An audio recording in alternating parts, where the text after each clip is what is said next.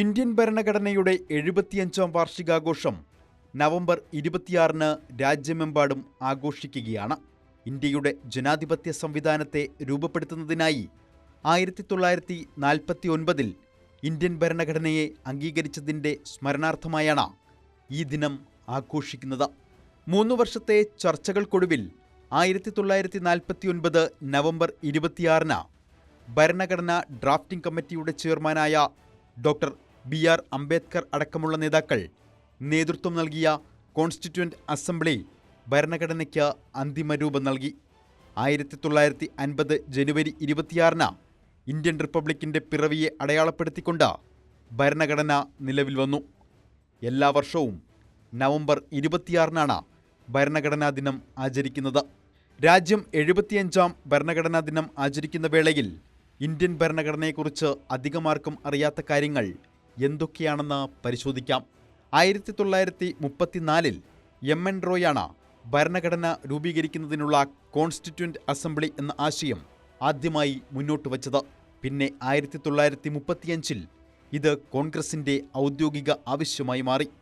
ഹിന്ദിയിലും ഇംഗ്ലീഷിലും ഭരണഘടന കൈകൊണ്ടെഴുതിയത് പ്രേം ബിഹാർ നരയൻ റൈസാദയാണ്. ഭരണഘടന പ്രിന്റ് ചെയ്തോ ടൈപ്പ് ചെയ്തോ ആയിരുന്നില്ല. ശാന്തിനികേതനിലെ ബിയോഹർ രാം മനോഹർ സിൻഹയും നന്ദൻലാൽ ബോസും ഉൾപ്പെടെയുള്ള കലാകാരന്മാരാണ് ഭരണഘടനയുടെ കയ്യെഴുത്ത് പ്രതിയുടെ ഓരോ പേജും ചിത്രങ്ങളാൽ അലങ്കരിച്ചത്.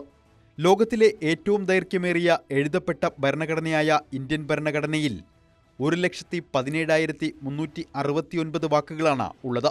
മൊണാക്കോ എന്ന രാജ്യത്തിൻ്റെ ഭരണഘടനയിൽ 3,814 വാക്കുകൾ മാത്രമാണ് ഉള്ളത്. ഇന്ത്യൻ ഭരണഘടനയുടെ യഥാർത്ഥ പകർപ്പുകൾ പാർലമെന്റ് ലൈബ്രറിയിൽ ഹീലിയം നിറച്ച കേസുകളിലാണ് സൂക്ഷിച്ചിരിക്കുന്നത്. ഇന്ത്യൻ ഭരണഘടനയുടെ കരട് രൂപീകരണത്തിനും പ്രസിദ്ധീകരണത്തിനുമായി 64 ലക്ഷം രൂപയാണ് ചെലവായത്. ഭരണഘടനയുടെ അന്തിമ രൂപം പൂർത്തിയാക്കാൻ 2 വർഷവും 11 മാസവും 18 ദിവസവും വേണ്ടിവന്നു.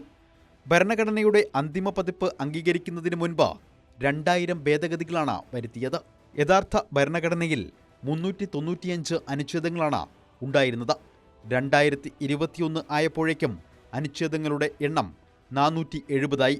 ഇത് 25 ഭാഗങ്ങളിൽ 12 ഷെഡ്യൂളുകളിൽ 5 അനുബന്ധങ്ങളായി തിരിച്ചിരിക്കുന്നു. 1935-ലെ ഗവൺമെൻറ് ഓഫ് ഇന്ത്യ ആക്ടിന് പകരമായാണ് ഭരണഘടന നിലവിൽ വന്നത്. ഇത് റിപ്പബ്ലിക് ഓഫ് ഇന്ത്യയിലേക്കുള്ള പരിവർത്തനത്തെ അടയാളപ്പെടുത്തി. അതേസമയം ഇന്ത്യക്ക് സ്വാതന്ത്ര്യം ലഭിച്ച ശേഷം ആദ്യമായി ജമ്മു കശ്മീർ ഭരണഘടനാ ദിനം ആഘോഷിക്കുന്നു. സർക്കാർ ഓഫീസുകളിൽ ഭരണഘടനയുടെ ആമുഖം വായിച്ചുകൊണ്ടാണ് ആഘോഷങ്ങൾ ആരംഭിച്ചത്. ഭരണഘടനാ ശില്പികളുടെ സംഭാവനകൾ അംഗീകരിക്കുന്നതിനും ഭരണഘടനയിൽ പ്രതിപാദിച്ചിരിക്കുന്ന ഉന്നതമായ മൂല്യങ്ങളെയും പ്രമാണങ്ങളെയും കുറിച്ച് ജനങ്ങൾക്ക് ബോധവൽക്കരണം നടത്തുന്നതിനുമായി നവംബർ 26-ന് ഭരണഘടനാ ദിനമായി ആചരിക്കുന്നു. സർക്കാർ ഓഫീസുകൾ ഉൾപ്പെടെയുള്ള എല്ലാ സ്ഥാപനങ്ങളും രാവിലെ 11 മണിക്ക് ഭരണഘടനയുടെ ആമുഖം വായിക്കും. തുടർന്ന് മൗലിക കടമകൾ ഉയർത്തിപ്പിടിക്കുന്ന പ്രതിജ്ഞ ചെയ്യും.